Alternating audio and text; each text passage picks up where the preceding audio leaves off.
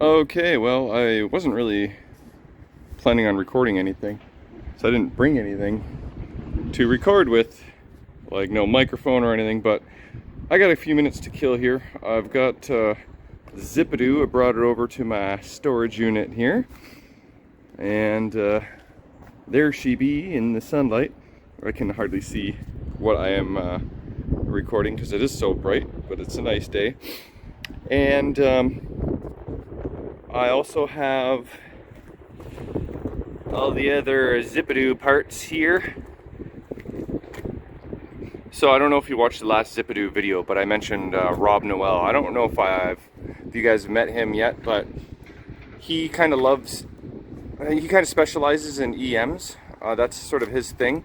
I kind of more of a solid state guy, and I mentioned his name when I got this because I knew he'd be a good candidate for restoring this, and sure enough, he is interested in taking this, so I'm meeting him over here pretty shortly, and he is going to do his thing. I don't know to what extent he's going to do it, but he's going to do some sort of Zipidoo, that's for sure.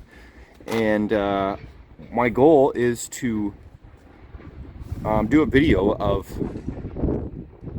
this machine when he's done with it.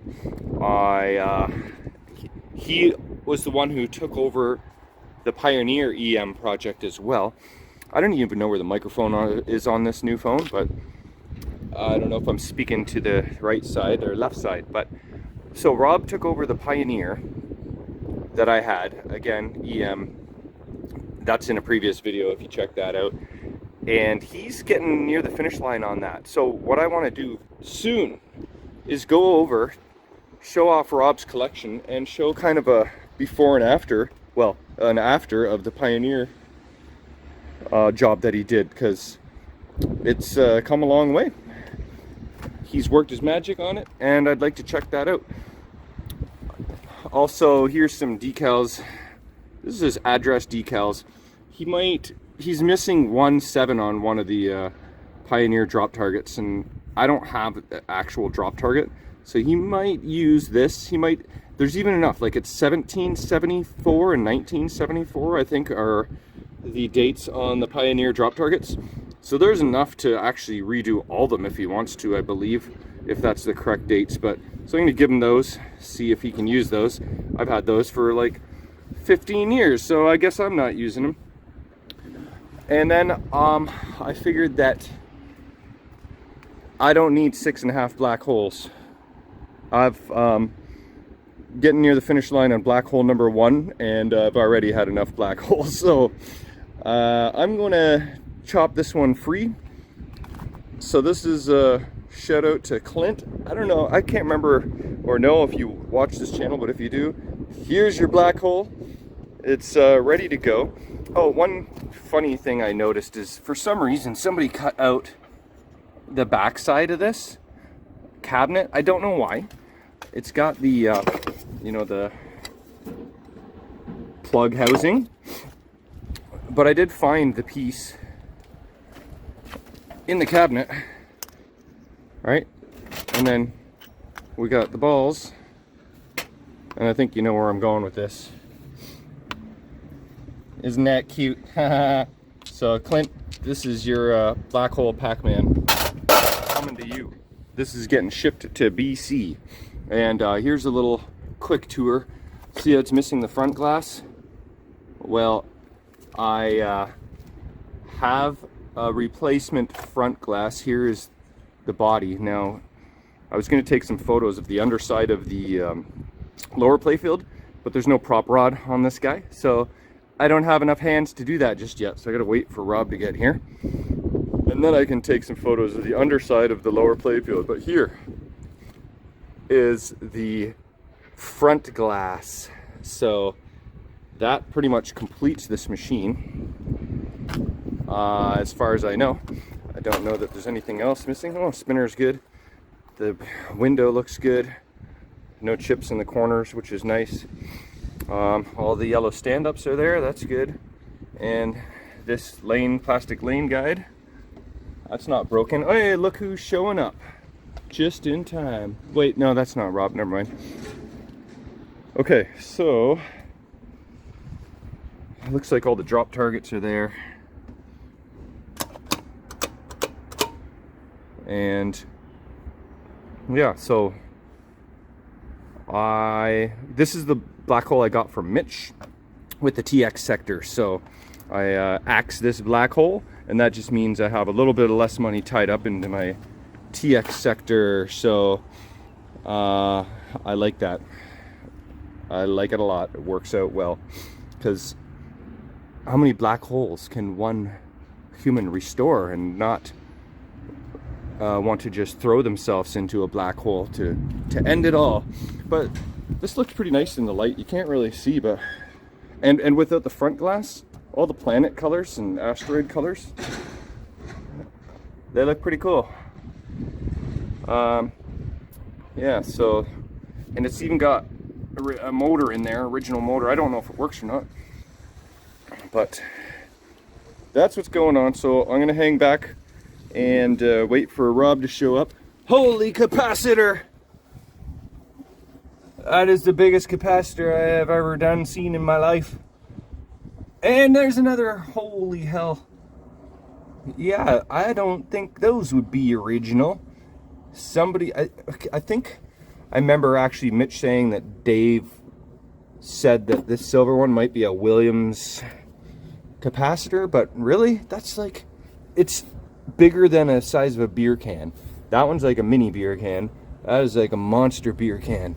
Holy hell. Well, I mean, it's not like a tall boy size, but it's somewhere in between. It would be called like a fat boy if they served that size. Anyway, that's a fat boy capacitor there. And we got the knocker mech, so that's good. And yeah, so hey, look at this red coin mech. Can you see that? That's one that I've never actually seen before. I've seen a lot of coin mechs, but that one I haven't seen. Anyway, I'm just gonna kill some more time, and we'll wait for Rob to get here. Just killing some more time in my storage unit, and here you can see what the capacitors should look like roughly. I don't know if these are original or have been replaced. This looks like it's been replaced, but this is one of the cabinets that has been restored by Kevin. And yeah, there shouldn't be beer can sized capacitors in here, but you know, technically if it's the right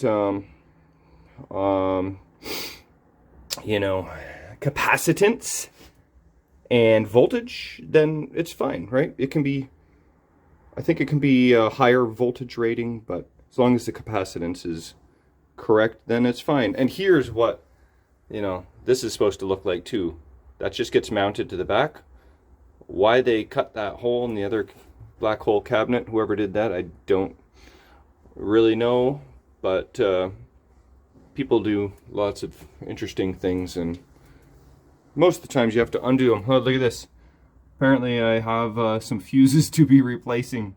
Well, that's good. Saved me from removing them, checking them, trying to shine a light on them to actually try and read the 40-year-old fuses. So I can just go all fresh, brand new in there, maybe clean up the fuse clips once I get around to this cabinet. So this is on the to-do list. So it'll get there sooner or later.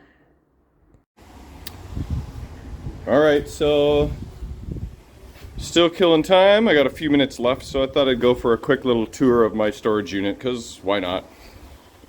This is the old slot car meets pinball speedway machine. I have a video on this where I picked it up. So this is hanging out right there for now. These bins are just miscellaneous parts and manuals, and I gotta go through this stuff at some point, but there's some good stuff here.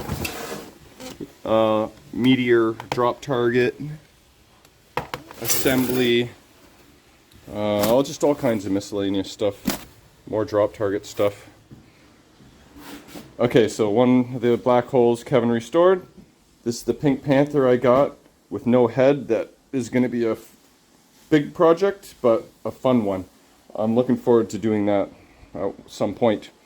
Okay, so this is More of the black hole parts for restoration of the good ones. Yeah, so this is the other black hole Kevin did. This is the TX sector I got off Mitch. Here's the heads, and then here are a couple games that are going into my collection. Gilligan's Island, so I'm excited about this. Just need to figure out what I want to move from the collection to make space. WWF Royal Rumble. Now, I don't know that this game gets a whole lot of love, but I'm totally super excited to restore this bad boy, top to bottom, LEDs, the full works, and play the crap out of it. It's just a game I only played 5-7 years ago a couple times. That's the only experience I have on it. So, hey look, original button there with the decal. So I'm totally stoked about this. That's going in the collection. And of course, Adam's Family. Got this not that long ago. Just waiting for time and space to go into the collection, but this is obviously a Grail keeper. And then what I have is more black hole parts. Playfield, playfield, playfield. 3 main playfields. And then Rocky and Bullwinkle. This one I also want to bring into my collection. Restore that. Play it a lot. Enjoy it. But this will probably not stay in the collection. I have to choose wisely because I only have so much space. And I can't keep everything, obviously, unless I buy a bigger space. But that's basically what's been going on in the storage unit. There is no room left, really. Actually, you know what? I have a spot right here if something comes up. So I won't be completely screwed for space if the need arises. But you know, this is one of the parts playfields. It's good for miscellaneous stuff, like if you're missing this display bracket. See, there's one missing on this side. Just all kinds of good parts here. This one's been actually stripped pretty good. There's no drop target assemblies. But just miscellaneous hardwares. Like I think that's the underside of the pop bumper bracket. Like, you know, if yours is broken or missing, and good playfield hardware like the handle, latches, just everything. It's good stuff to have to bring those 2 nice black holes back to life. I can't remember if one of these playfields is... No, this is not one I'm using. That one is toast, and it's completely stripped from the top side. The one I'm restoring is in my basement, and the other one I think might be in my garage. So, and I think these are just going to be leftovers. Let's see. Hey, you know, it's good to have just miscellaneous. These screws too, those are not something people you typically stock. This is a good spare. Oh, you know what? I know Kevin has one of these screws that's not the correct screw. Somebody replaced it with something. So I have to remember, Kevin, to give you one of these screws. Oh, can I work one out? Yeah, look at this. I know you need one of these. This is yours. Got your name on it. It's going in my pocket. I just have to remember that it's there. So it's puny. Right on. See what I'm talking about? How these spare parts come in handy? There you go. Alright, Rob should be here any minute. Has the internet world met you yet on my YouTube channel? Greetings, Earthling. I come in peace. This is Rob Noel. I've mentioned you like many times, so I don't know if I've actually caught you on film yet. I'm photo 1 on your recent Kijiji ad. Oh yeah, if you see my Kijiji ad, that's right. We are masked and well. Oh, which we're not right now, so I guess we better go do that. We're about to be. We shall be. Zip-a-doo for you. What have I got myself into? Yeah, you know, I get you into these messes sometimes. I'm not a huge fan of really worn out cabinets and, you know, the history and the patina. So I did sell one game as a rat rod. I mean, it was covered in rot. It was working perfectly, but it looked atrocious. But it was so bad it was cool. I saw that and I liked it. It was a quick draw. It was, yeah, rat rod style. Rat rod pinball, and you know, what the hell. But this I haven't decided. To me, this was Bally imitating Williams, which isn't the most exciting gameplay in the first place. Right. It's not exactly got a whole lot of shots available to it. There's nothing to shoot for. You've got the classic, what do you call that? It pops up between the flippers and lights up. Up post, yeah. Up post for Williams. A bunch of clunky stuff in the middle. And with Williams, you have 2 side and 2 top drops. They don't even have those. Right. No drop targets, actually, yeah. And you can't get to anywhere because all of this is in the way. Is there any even stand-up targets, come to think of it? There's not even any targets. There's nothing to shoot for. Just shoot the pop bumpers. Oh, wait. There's the one mushroom target. But That's there's no about it. direct line to it. Everything is put it in the bumpers and hope that it goes somewhere you like. Which Yeah, is right. either out here or back up there, which is really unlikely. So that's only off your plunge. So, I don't know, it's not going to be the most exciting game to play. Yeah, well, But batting a ball around with flippers is always entertaining. that is what we call pinball. The Yeah, pointy people. it's a nice back glass. It's a good example of Christian Marsh and the pointy people. Yeah, exactly. That is what it is.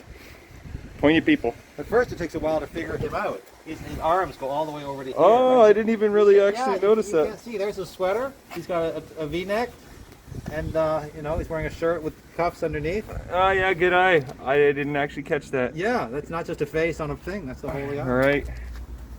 And then his legs even extend way out here. Oh, that's right. Yeah, it continues. That's right. And there's his belt buckle, right? Yeah. Yeah. Good eye on that. But together we figured it out. There we That's go. not initially obvious, is it? Right, totally. Yeah, they're pretty crazy girls. Men knew how to have fun. Yeah, and they're all coming home with you. Coming home. So, all right. It's all loaded up. By the way, Rob Noel is going to be doing all the hard labor and packing and shipping up the black hole. So, and look at that, it all fits in there nicely. How excited are you on a scale of 1 to 10,000? You asking me? Yeah. 10,001. Nice. There you go. All right. Talk to you later. 10,001. Yeah.